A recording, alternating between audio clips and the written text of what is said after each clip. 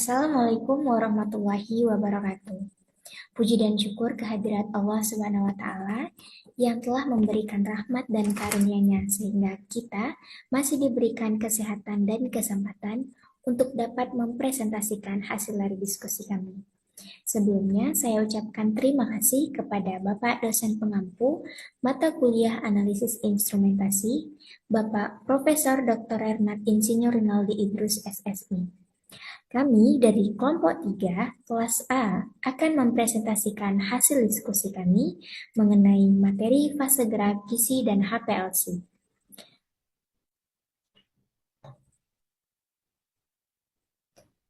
Kami beranggotakan 3 orang, dengan saya sendiri, Dita Safira, sebagai moderator, dan rekan saya, Alfiza Wandika, dan saya Suprida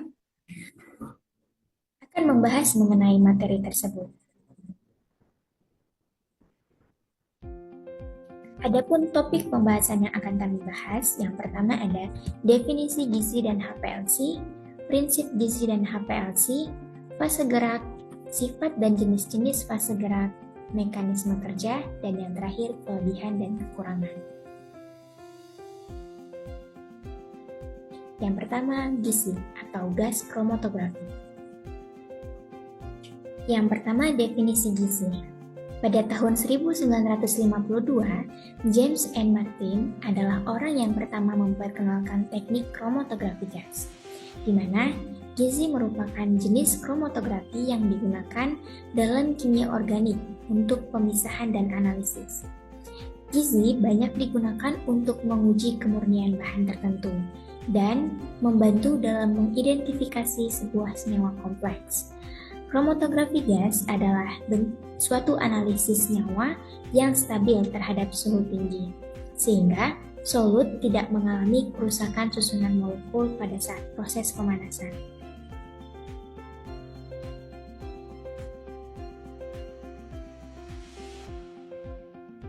Selanjutnya ada prinsip dari gizi.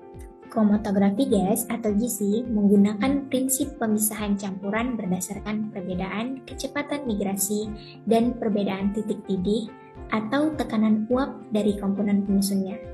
Hal ini dapat digunakan sebagai pengidentifikasi suatu senyawa yang terdapat pada campuran gas, dan juga untuk menentukan konsentrasi suatu senyawa dalam fase gas.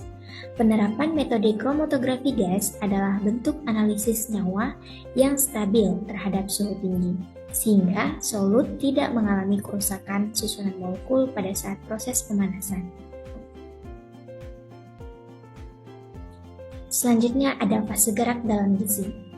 Fase gerak adalah sebuah pengatur berupa gas pembawa, yang biasanya berupa gas yang memiliki kemurnian tinggi, seperti gas helium, hidrogen, atau campuran argon dan metana. Pemilihan gas pembawa bergantung pada jenis detektor yang digunakannya, di mana helium adalah tipe gas pembawa yang umum digunakan, karena memberikan efisiensi kromatografi yang lebih baik dibandingkan dengan jenis lainnya. Fase gerak sendiri adalah gas yang mengalir di bawah tekanan dalam pipa yang dipanaskan dan dilapisi dengan fase diam cair atau dienkapsulasi dengan fase diam cair yang dilapisi pada pendukung padat.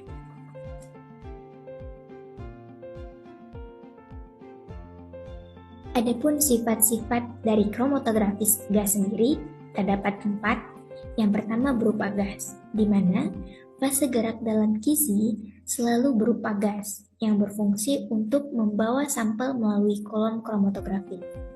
Gas ini juga sering disebut sebagai gas pembawa.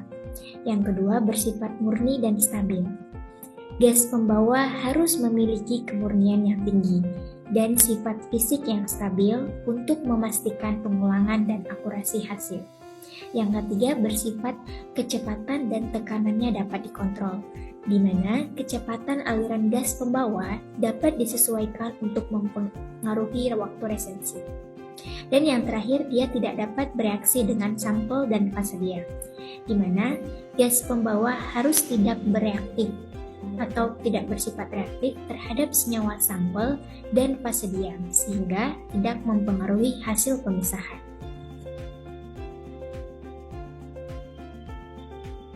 Adapun jenis-jenis fase gerak dalam gizi yang sering digunakan ada 3. Yang pertama, gas helium. Gas helium sendiri bersifat stabil, inert, dan memiliki difusi yang baik. Yang kedua ada gas nitrogen, di mana gas ini memiliki efisiensi yang tinggi pada laju alir rendah, namun kurang ideal. Dan yang terakhir ada gas hidrogen. Gas hidrogen sendiri lebih murah dibandingkan dengan gas helium, namun memiliki sifat yang mudah terbakar.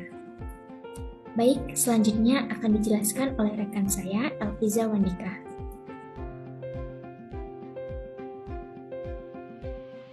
Selanjutnya yaitu mekanisme kerja GC. Pertama ada gas pembawa. Gas pembawa dalam analisis GC berperan sebagai fase gerak yang membawa analit yang telah diuapkan melalui kolom. Gas ini bertindak seperti sungai membawa perahu atau analit menuju tujuan akhir yaitu detektor. Komponen yang kedua yaitu injektor. Sampel akan diinjeksikan ke dalam oven yang dipanaskan, lalu diuapkan dan akan dibawa oleh gas pembawa melalui kolom. Pemisahan terjadi karena perbedaan waktu yang dibutuhkan komponen-komponen untuk melewati kolom akibat interaksi dengan fase diam. Komponen yang ketiga yaitu kolom. Proses pemisahan dalam GC terjadi di dalam kolom.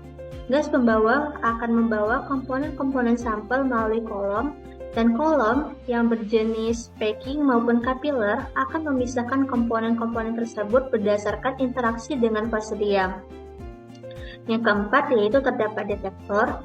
Detektor yang sering digunakan dalam GC adalah FID, TJD, ECD, dan MS. TCD bekerja berdasarkan prinsip bahwa komponen sampel memiliki konduktivitas thermal yang berbeda dengan gas pembawa. Komponen terakhir yaitu pengolahan data. Pengolahan data pada analisis GC berfungsi sebagai jembatan antara sinyal listrik mentah yang dihasilkan oleh detektor dengan informasi yang berguna bagi kita. Singkatnya, pengolahan data ini menerjemahkan bahasa sinyal listrik menjadi bahasa yang kita pahami, yaitu identitas dan jumlah zat kimia dalam sampel.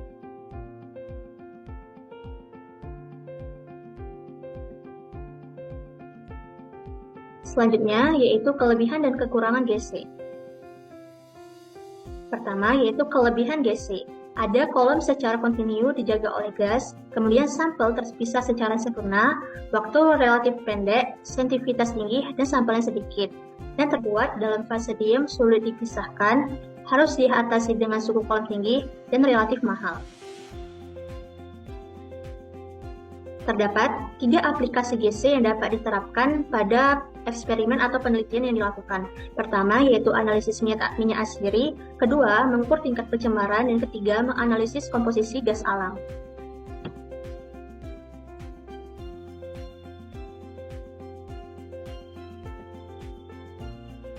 Ya.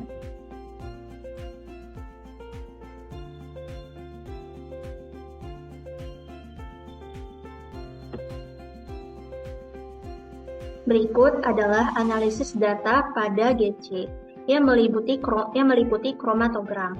Kromatogram sendiri merupakan plot yang menghubungkan antara konsentrasi sampel terhadap waktu. Masing-masing puncak kromatografi menunjukkan suatu senyawa kimia yang dipisahkan oleh waktu dan jarak. Untuk mendapatkan kromatogram yang baik, yakinkan bahwa baseline harus sudah lurus ataupun horizontal. Laju atau speed kertas pencatat rekaman atau recorder harus rendah sehingga kromatogram tidak terlalu melebar.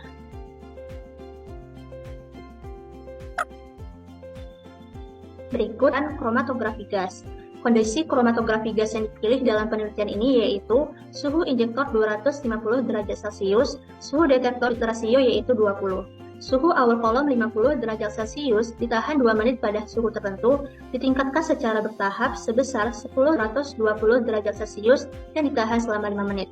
Laju alir dari kolom yang terpilih adalah 0,7 ml per menit, dan laju alir gas helium 40 ml per menit, laju alir nitrogen 50 ml per menit, dan laju udara sebagai pengoksida 450 ml per menit. 7 sebagai sampel metanol, lalu 4,646 sebagai sampel etanol, 8,282 sebagai sampel butanol, dan 11,232 sebagai sampel asam asetat. Sedangkan pada kromatogram arak memberikan puncak pada waktu retensi 4,634 etanol dan 8,29 butanol. Hasil analisis ini menunjukkan bahwa arak tidak mengandung etanol dan asam asetat. Hal ini disebabkan karena arak yang dihasilkan dari destilasi hasil fermentasi glukosa yang terkandung dalam nira kelapa. Proses fermentasi glukosa menghasilkan etanol, yaitu C6H12O6 menghasilkan C2H5OH dan 2CO.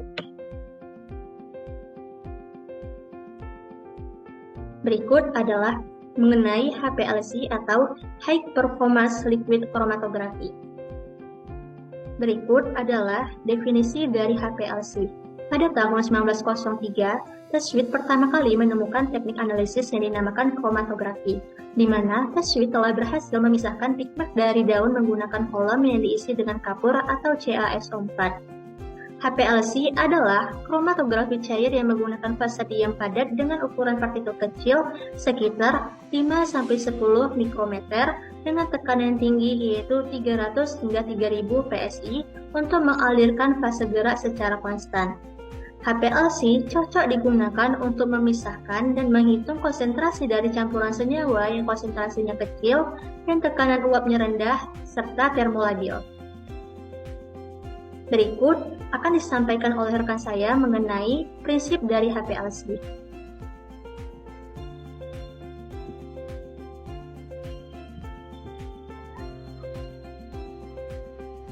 Baik, saya akan melanjutkan materi mengenai HPLC. Di sini ada prinsip HPLC. Prinsip kerja dari HPLC yaitu dengan memisahkan komponen analit berdasarkan tingkat polaritasnya. Pada tiap campuran yang keluar akan dideteksi oleh detektor dan dicatat dalam bentuk kromatogram. Jumlah puncak dalam kromatogram mengindikasikan jumlah komponen, sementara luas puncak mengindikasikan konsentrasi komponen dalam campuran.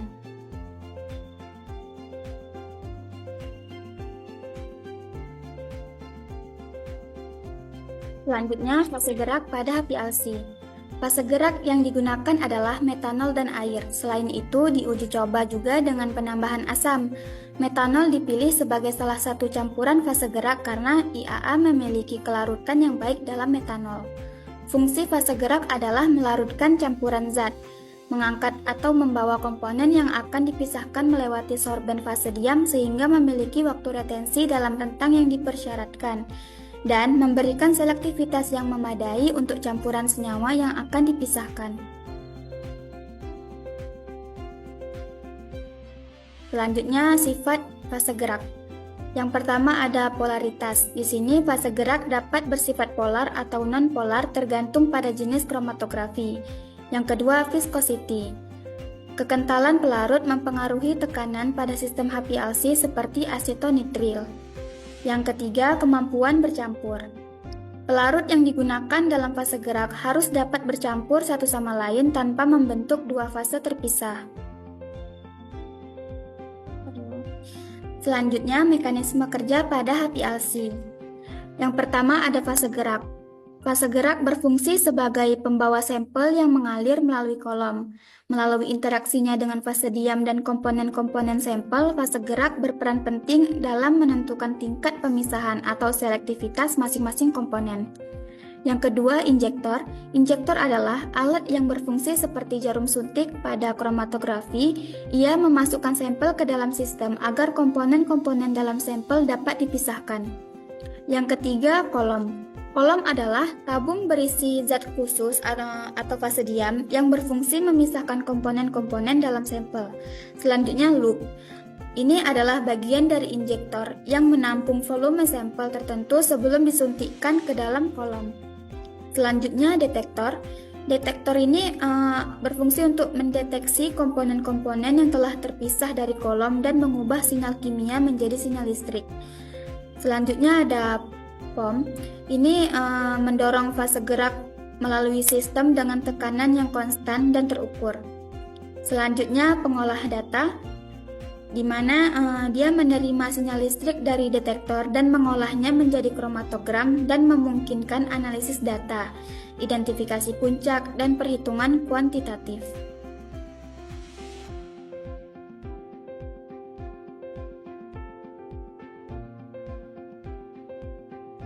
Selanjutnya, kelebihan dan kekurangan dari HPLC.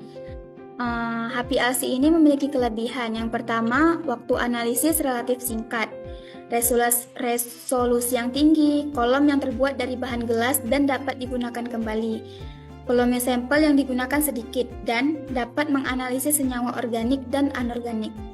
Tetapi HPLC ini juga memiliki kelemahan seperti masa kerja yang pendek, peralatan yang digunakan lebih mahal seperti reagen, preparat, dan kolom, dan hanya untuk asam organik, serta harus mencari fase diam terlebih dahulu.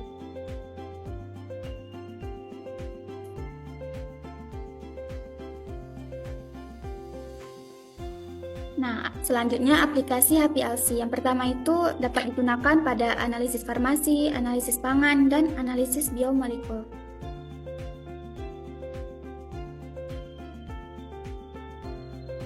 Hingga dapat disimpulkan dari materi GC dan HPLC bahwa keduanya memainkan peran penting dalam pemisahan dan analisis senyawa kimia. Pada GC, fase gerak berupa gas pembawa seperti helium atau hidrogen yang digunakan untuk menganalisis senyawa volatil yang stabil pada suhu tinggi. Sementara itu, pada HPLC, fase gerak berupa cairan polar atau non-polar digunakan untuk memisahkan senyawa volatil dengan tekanan tinggi. Kedua metode ini memiliki keunggulan dalam hal sensitivitas dan akurasi, meskipun memerlukan biaya tinggi untuk peralatan dan operasionalnya.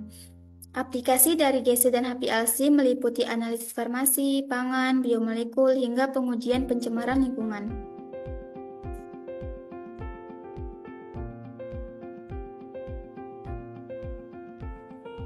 Berikut adalah sumber-sumber yang kami gunakan untuk membahas mengenai GC dan HPLC. Baik, mungkin hanya itu saja yang bisa kami sampaikan mengenai materi GC dan HPLC. Terima kasih kepada Bapak yang sudah memberikan waktu untuk dapat mempresentasikan hasil diskusi kami, dan terima kasih yang sudah menonton video ini. Semoga materi yang kami sampaikan dapat bermanfaat. Lebih dan kurangnya kami mohon maaf. Saya dan teman-teman saya izin pamit undur diri, dan saya akhiri dengan wassalamualaikum warahmatullahi wabarakatuh.